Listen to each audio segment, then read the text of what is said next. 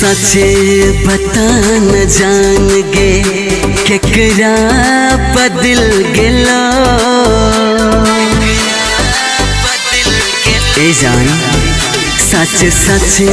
बता न जान गे केकरा बदल गेलो कि हमरो सा बेसी चाहे वाला कोई और मिल गेलो नहीं फोनो करे छी मुश्किल जियल भेलो कि हमरो सा बेसी चाहे वाला कोई और मिल गेलो कि हमरो सा बेसी चाहे वाला कोई और मिल गेलो।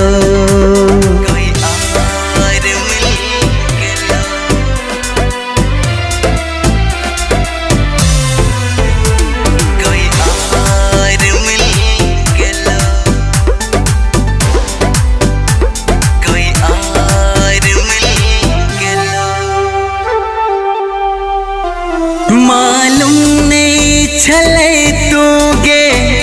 एते की बदल जभी मालूम नहीं छले तू गे एते की बदल जभी हमर सब खुशी के तू दर्द बना देभी कि कहियो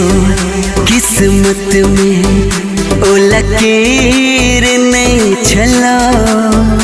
कि कहियो किस्मत में ओ लकीर नहीं छलो कि हमरो सा बेसी चाहे वाला कोई और मिल गेलो कि हमरो सा बेसी चाहे वाला कोई और मिल गेलो।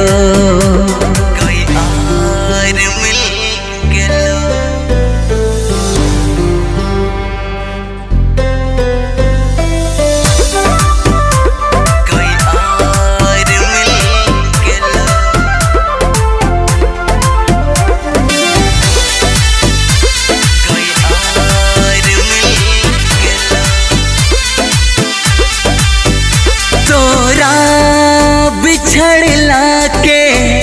हमरो छै बहुत गम तोरा